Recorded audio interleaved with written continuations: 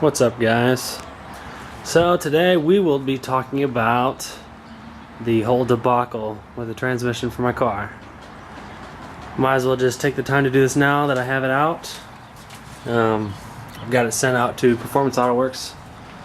They originally took the trans last fall and did kind of a freshen up. I had a countershaft bearing go bad. It was starting to make some noise, and so I had them check it out, and we did a stage 2 build, which is basically the top of the line. They do treatment of the gears, I think cryo or cryo, however you want to say it, and WPC. Basically, I think it's just a treating process to help strengthen the metal and make it stronger, which is kind of ironic because this is part 2. So basically, I took the car down to a buddy's house down in Nashville and drove all the way there. It was fine, and I just noticed a faint growling noise, kind of slowing down and also under pressure, or sorry, under load, and I wasn't too sure. So long story short, we ended up putting the car on a dolly and towing it back pretty much all the way. It was kind of a little stressful at the end because it was the end of the weekend. I was ready to be home, kind of deal. And that's kind of part of why I took the bumper off. You don't need to take the bumper off to remove the trans, but I needed to take it off to clear. That was another fun task, was trying to get this little car onto a dolly.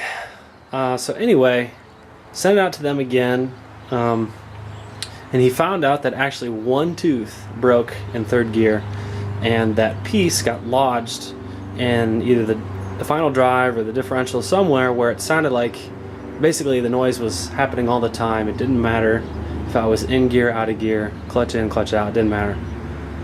And that's what happened. So thankfully there's such thing as warranties, because I would not have been very happy to pay for a full rebuild, and almost exactly a year later an issue comes back and screws me. Basically the car was farthest away it's ever been, and sure enough, that's when something happens.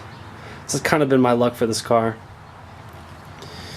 On a side note, I can now pull the trans out in about 2 hours, which I'm pretty happy about. You can see I've got some pieces down there. Basically, the way I do it is I pull the whole K-member or subframe, whatever you want to call it, by itself. And then I drop the trans down and put it, basically I set it on the jack and lower it down by hand. But I found that's the easiest way, for me at least, just to keep the suspension in there, and then the whole hub assembly, I just keep it there. I just take the axles out. Worked well for me last time, and about the same this time. So I'll stick to that. If anybody is curious of a more detailed write-up about removing an F35 from Cobalt, I'd be happy to kind of do some segments maybe, or maybe just talk about it a little bit. I don't really care. I might try to make some videos as I put it in and kind of either put up the videos in reverse or explain as I go along. I don't know. I haven't really decided. I remember when I pulled it the first time, I couldn't really find a really good detailed write-up of it, but really it isn't that bad. It's just a couple things that need to be taken apart in the order. Basically, you have your fuse box or fuse control area, so you can get to the top of the trans, and then from that is just like suspension parts, and then the bolts for the K-member, and then some of the bolts are kind of hard to find. There's one behind the starter. The starter can be an issue. But after that, it's really not that bad. So yeah, basically the trans has, like I said, the gears were treated and all that stuff. Also did a 445 final drive. Cobalt SS's from the factory come with 3.82 final drive ratio. I believe it's only the HHRs that come with a 405. Maybe the Scott. I'm not sure if anything else comes with 405s. Maybe the LSJs. I'm not sure about that. Anyway, I had a 445 swapped in. I kept that.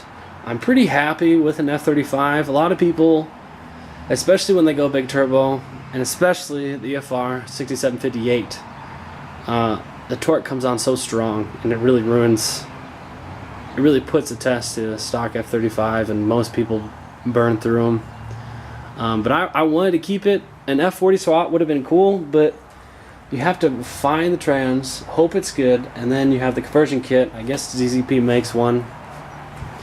That's another 2000 or 25. I'm not sure what it is now, but I like how tall third gear, well, I shouldn't say tall, how wide the gears are between third and fourth. First and second is terrible. That's the only thing I really do not like about 445 final drive, especially, is how short first gear is and how much of the gap it is between first and second. Second to third isn't as bad, but third to fourth is where I make all my speed in this car.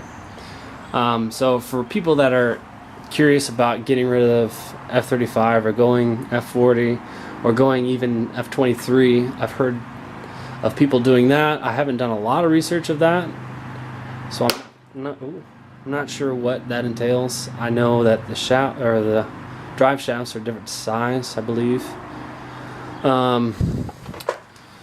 So I don't know. I guess we'll see where this next year goes. I didn't even take it to the track this year, which is also a little disappointing. I still might have some time, just depending on when the trans will come back this year. 'Cause last year it was too late. So yeah, just kind of a process. It's a good thing I have something else to drive, because it'd just be a whole different story if I couldn't park this for a while. Also, if you're curious, I have the stands over here, and then I also put the back of the car on some ramps, so the car is pretty much sitting level, and then I have enough room to get the jack under there. Basically, you need to have the engine drop down in order to slide the trans out of the input shaft, or whatever you want to say, out of the clutch assembly, and then it comes out and then down. It's a little bit more of a challenge getting it in. I found out last time I kind of struggled with it, and I didn't have the engine far enough down, and this time I'll remember to do that. So yeah, if you're more interested to hear more about either doing a trans removal or curious more stuff mechanically about the car, I'd be happy to, you know, put together a little bit of a how-to. I know there's some people that are really good at it, and I don't have any experience making a video. I can usually do a pretty good job of explaining what I need to do, but sometimes obviously it takes a lot more patience and some camera setup in order for it to be even worth watching, as I know there's a lot of times that people have good intentions to do a how-to, but you know, you just kind of holding the camera there and it's dark and can't understand what's going on. So yeah, just let me know what you guys think. Yeah, I guess that's where we're at with the car right now. Hopefully we can get some more drives in before the end of the season.